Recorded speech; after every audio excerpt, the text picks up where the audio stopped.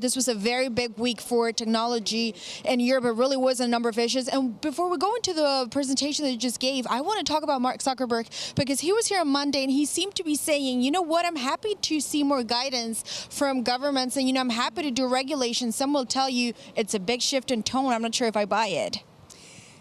Well, there's a difference between a shift in tone and then a shift in behavior, of course.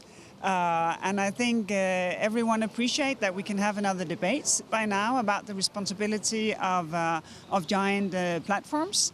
But I think the important thing is to see real change on ground.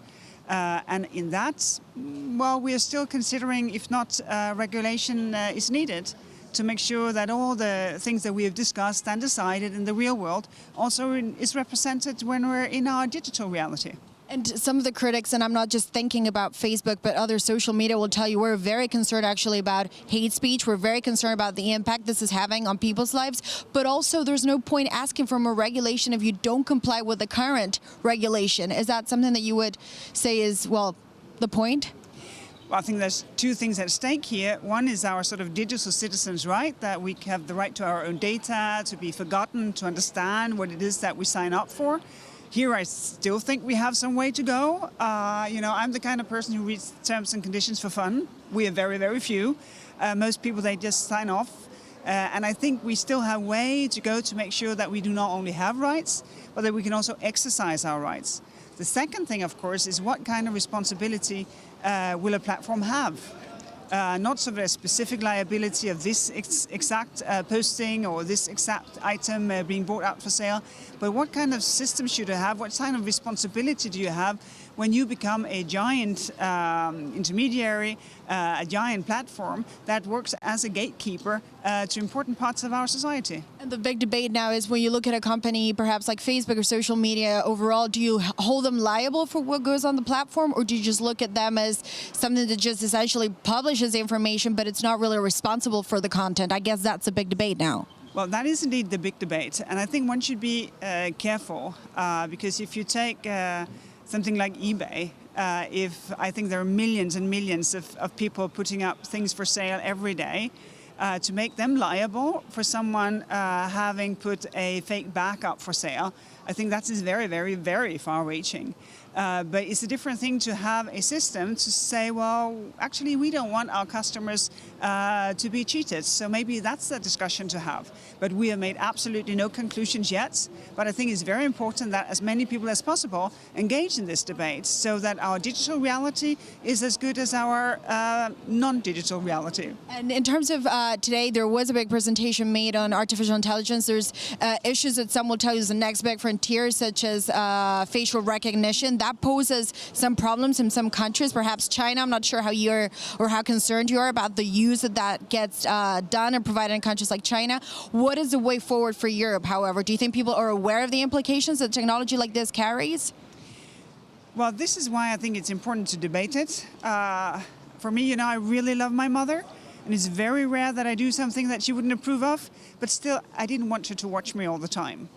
And the risk is that we enter into a society where everyone is watched all the time, not only watched, but also identified. And that, I think, takes very, very thorough condition to figure out if there are any things that can actually justify if you enter into that kind of society. Right now already, the GDPR will say, well, no, only under very, very specific circumstance can you do this.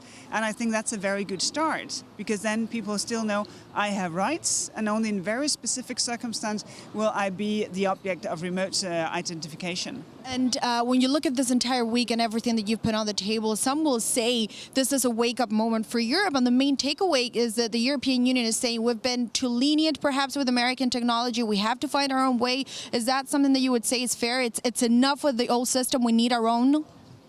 Well, to some degree, yes. Also because this is not a new invention. This is the European method.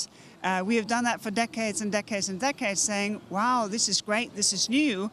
But this fraction, actually, we find that that's just a challenge to our fundamental values. So here we just say thanks, but no thanks. And for the rest of it, go, go, go. And Commissioner, just as a final point, we know that the EU has been pushing very hard for tax reform on digital services. Is that something that you think this year will finally be the year where we actually see some move at an OECD level? Well, that's what we're pushing for, because we would want to tell all the many, many businesses who pay their taxes and the many, many people who work in businesses who pay their taxes that they are not faced with unfair competition from digital businesses who have been able to escape because corporate taxation doesn't understand digital value creation. So we will do our best within the OECD framework to create a global consensus. And I know you're meeting a lot of executives, going back to Mark Zuckerberg, but not just him. Overall, do you think that they get a sense now that you are serious about this and that they have to pay more tax in Europe? Do they get it now? Well, I think so, yes. And I also think that they find that it's kind of tricky if each member state make their own system, because then they have to deal with one set of rules in one country and another set of rules in another country.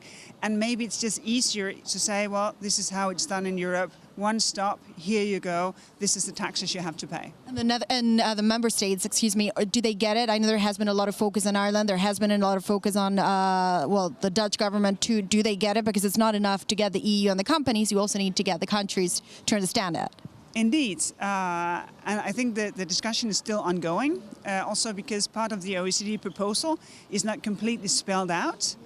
So in that respect, there are also a number of technical discussions, but that remains to be seen. The last time we had sort of the European debate, I think there was a movement in positions, because I think a lot of countries can identify with this sort of sense of most companies pay their taxes. Why shouldn't all companies pay their taxes?